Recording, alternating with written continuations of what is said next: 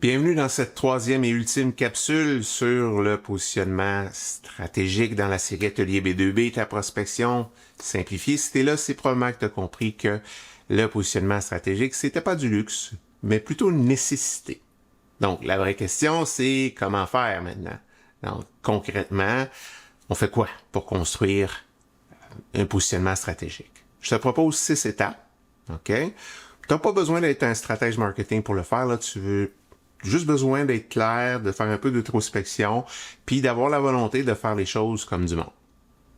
Première étape, analyse ton marché. Ça veut dire commencer par regarder alentour de soi, c'est quoi les besoins actuels dans le secteur. C'est quoi que les clients cherchent exactement, s'il y a des tendances qui se détachent, des niches qui sont sous-exploitées. Pose des questions, observe, écoute. L'idée ici, c'est de comprendre à quoi ressemble ton terrain de jeu. Deuxième étape, étudie tes concurrents. Donc, ceux qui offrent déjà quelque chose qui ressemble à ce que tu proposes, right? Donc, comment ils se positionnent? À quel prix ils vendent? Quel message ils utilisent pour faire leur vente? Ton but, c'est pas de les copier, là, mais c'est de repérer où tu peux faire une différence. Tu cherches une faille, right? Une zone où tu peux briller. Troisième étape, tu fais ton analyse interne. Tu regardes à l'intérieur. Tu veux déceler tes forces, tes compétences uniques. Tu veux comprendre ton style. Tu sais ce que les clients apprécient. Puis, tu veux aussi être honnête pour déterminer c'est quoi tes faiblesses. Parce que, ultimement, ton positionnement, c'est quelque chose qui doit être vrai. Donc, aligné sur qui tu es vraiment, sur ton équipe. Right? C'est pas une image qui est artificielle.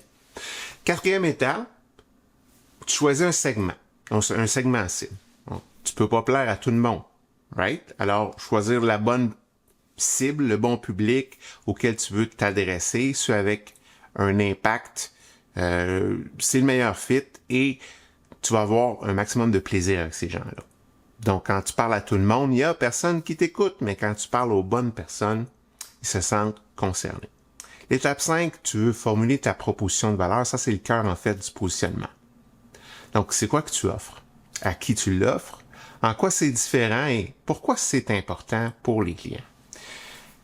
Ça donne, je te dirais, l'idéal, c'est de le faire en 2 ou 3 phrases maximum, OK? Pas besoin d'être un slogan publicitaire, juste un message qui est clair, qui est facile à comprendre. Un exemple, ça pourrait être comme moi, j'aide les PME à structurer leur prospection pour générer plus de clients sans faire d'embauche. Vois-tu, ça c'est simple, c'est précis et c'est efficace. Maintenant, 6e étape, tu ajustes tout ton univers en fonction de ce positionnement. Ton pitch, LinkedIn, tes courriels, tes appels et ton site web. Surtout, tu veux rester à l'écoute. Tu veux tester, peaufiner parce qu'un positionnement, c'est vivant, ça évolue avec toi. Ça évolue avec ton marché, puis évidemment, ton expérience. Donc, là, tu as les fondations pour être prêt à te positionner d'une façon stratégique. Si tu suis ces étapes-là, tu vas voir que ta prospection, elle devrait être un peu plus fluide et simple. Ton message devrait être plus efficace, puis tu devrais gagner du temps parce que tu t'adresses à des clients qui sont déjà convaincus. Merci d'avoir suivi cette série sur le positionnement stratégique. Si tu veux aller plus loin, bien entendu, tu as juste à t'abonner à cette chaîne, la chaîne Atelier B2B, puis on va se retrouver très vite dans d'autres outils concrets là, pour t'aider à la pérennité de ton entreprise et sa croissance. Bon succès, à bientôt.